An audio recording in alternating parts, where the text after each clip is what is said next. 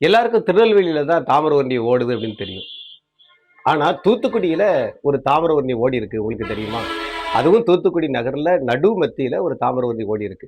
இந்த தாமிரபரணி இயற்கையா வந்தது கிடையாது. செயற்கையா உருவாக்கப்பட்டது. அதை உருவாக்குனது ஒரு ஆங்கிலேய கலெக்டர். அத பத்தி தான் நம்ம இப்ப பார்க்க போறோம்.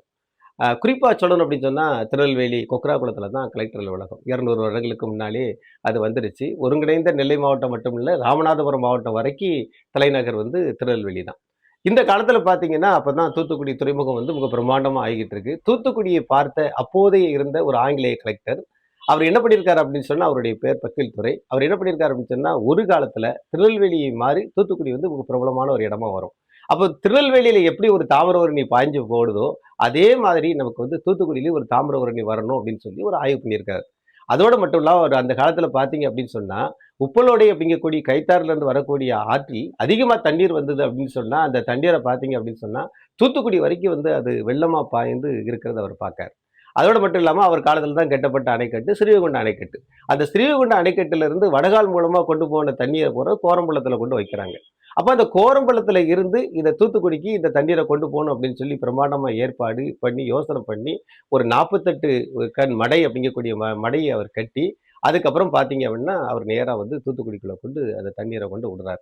நம்ம திருநெல்வேலிய மாரி தூத்துக்குடியில வந்து ஒரு நல்ல தண்ணீரை கொண்டு விட்டுட்டோம். ஏன்னு கேட்டீங்கன்னா, அந்த காலத்துலலாம் பார்த்தீங்க அப்படின்னு சொன்னா, தூத்துக்குடிக்கு வந்து நல்ல குடிப்பதற்கு தண்ணீர் கிடைக்காது. ஸ்ரீலங்காவுல இருந்து கப்பல்ல தான் குடி தண்ணீரே கொண்டு வருவாங்களாம். அப்படி இருக்கும்போது நம்ம தாமிரபரணி அங்க போய் விட்டுட்டோம் அப்படின்னு சொல்லி ரொம்ப சந்தோஷப்பட்டுருக்காரு.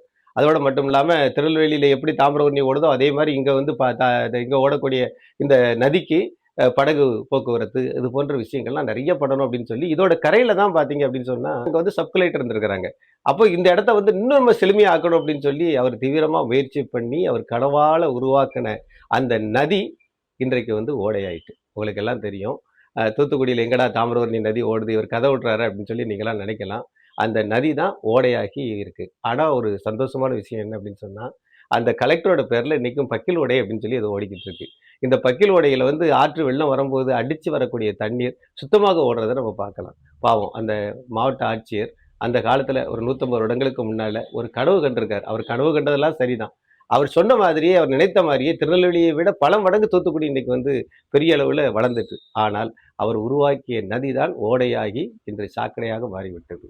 இதே மாதிரி நிறைய விஷயங்கள் வந்து அங்கங்க மறைஞ்சு கிடக்கு. இந்த மாரி விஷயங்கள் ஏதாவது மறைஞ்சு கிடந்தது அப்படின்னு சொன்னா, நீங்க கமெண்ட்ல சொல்லலாம். முத்தாலங்குறிச்சி காமராசுவின் நெல்லை வரலாற்றுச் சுவடுகள்.